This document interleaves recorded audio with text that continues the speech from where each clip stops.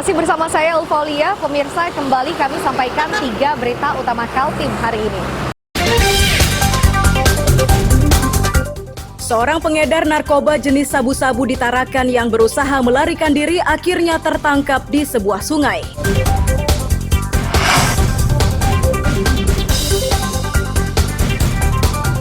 Kecewa dengan keputusan UMK, buruh di Kabupaten Berau berunjuk rasa.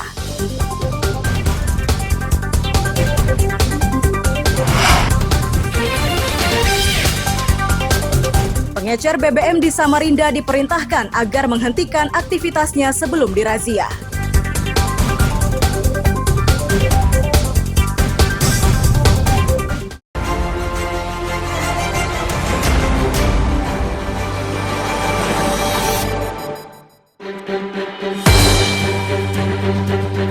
Sabtu 25 November 2023, permukiman padat di Gang Tanjung, Jalan Agus Salim, Samarinda terbakar. Api cepat meluas dan membesar karena bangunan rata-rata terbuat dari kayu. Saat pemadaman, 2 relawan dievakuasi karena mengalami sesak napas dan luka di kaki. Sejauh ini penyebab kebakaran masih diselidiki petugas.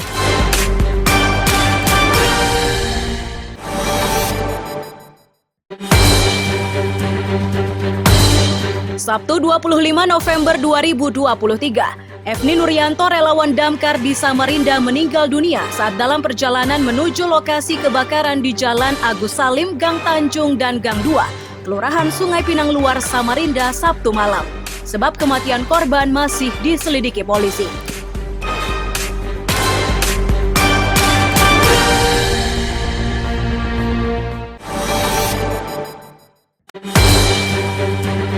Minggu 26 November 2023, suasana duka menyelimuti area pemakaman saat jasad Efni Nuryanto dimakamkan. Dari Ketua Relawan Cendana diketahui, mendiang merupakan yatim piatu yang sudah beberapa tahun mengabdikan diri menjadi relawan.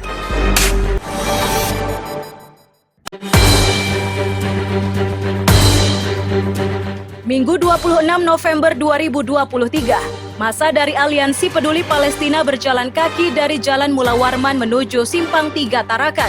Ini dilakukan saat mereka menggelar aksi mengutuk agresi militer Israel ke warga Palestina. Pedemo meminta PBB segera menghentikan agresi tersebut agar korban tidak lagi bertambah.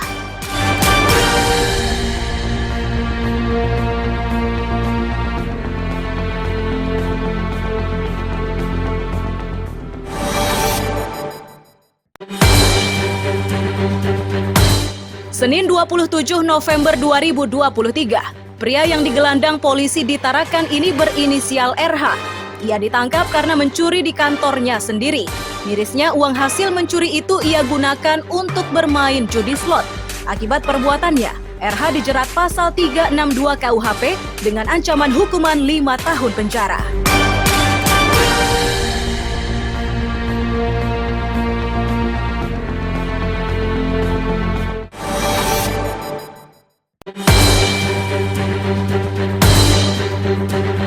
Senin 27 November 2023, 15 dari 18 partai politik peserta pemilu menghadiri deklarasi damai yang digelar di halaman Polres Kutai Timur di Bukit Pelangi, Sangatta.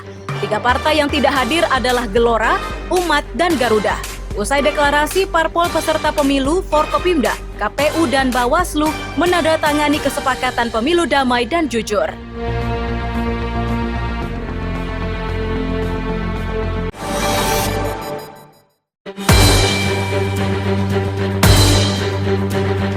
Selasa 28 November 2023, pengendara yang melintas di Jalan Rapak Indah, Loa Bakung, Sungai Kunjang, Samarinda ini harus lebih waspada.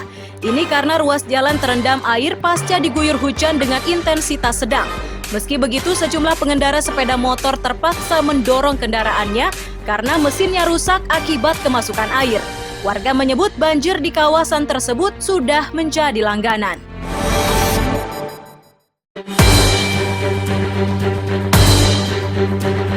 Selasa 28 November 2023, seorang pria warga Geraha Indah, Balikpapan diringkus tim Jatanra Satreskrim Polresta Balikpapan. Ia dituduh mencuri 4 sepeda motor. Ironisnya, salah satu motor curian itu milik temannya sendiri. Akibat perbuatannya, tersangka terancam hukuman 9 tahun.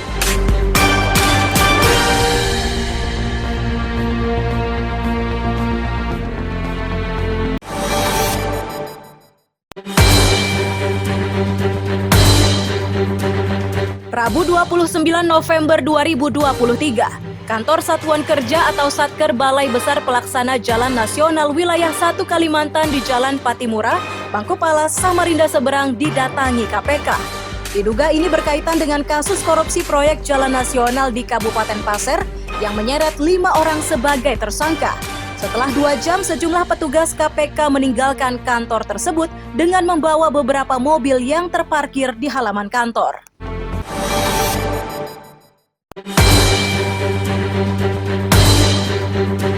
Rabu 29 November 2023, pengendara motor dan mobil yang melintas di Jalan Pupuk Raya Bontang harus menghentikan perjalanan.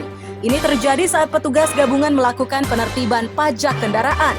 Sasaran utama adalah kendaraan yang berasal dari luar Bontang dan Kaltim. Ini dilakukan karena kendaraan dari luar daerah dianggap merugikan sebab tidak membayar pajak di tempat kendaraan tersebut beroperasi.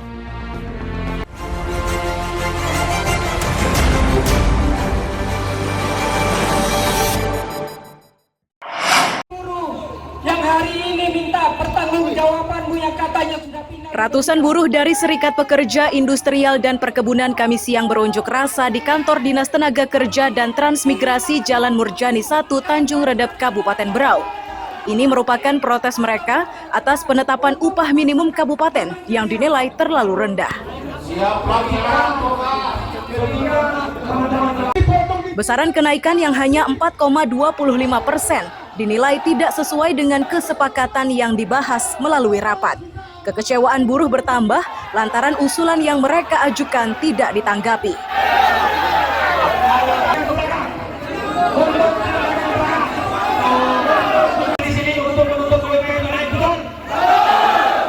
Beberapa usulan yang kami berikan kepada dinas atau yang hadir di dalam pembahasan UMK tersebut ditolak. Akhirnya tetap mereka putuskan sepihak UMK sebesar 4,2 sekian persen itu untuk kenaikannya. Namun demikian, pernyataan seperti yang dikatakan oleh Pak Zulkifli selaku Kadisnaker Trans bahwa itu sudah sesuai PP 51, padahal itu cacat hukum karena komponen PP 51 itu terkandung di dalamnya untuk menetapkan UMK itu salah satunya adalah inflasi dan PDRB atau pertumbuhan ekonomi.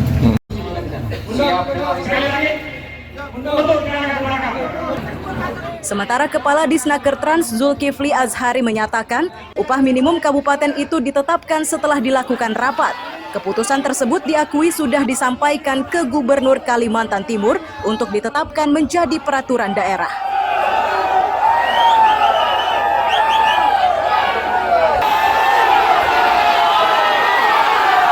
Sudah melakukan rapat dan itu sudah menghasilkan satu keputusan rekomendasi dan itu sudah disampaikan kepada gubernur melalui rekomendasi bupati. Keputusan itu tidak bisa diubah lagi, Pak? Apapun mungkin bisa diubah kalau mereka ada putusan gubernur. Pertama salah satunya ada yang saya tahu adalah putusan PT UN untuk mengubah. Tapi kalau sudah penetapan gubernur itu sudah menjadi keputusan yang sah.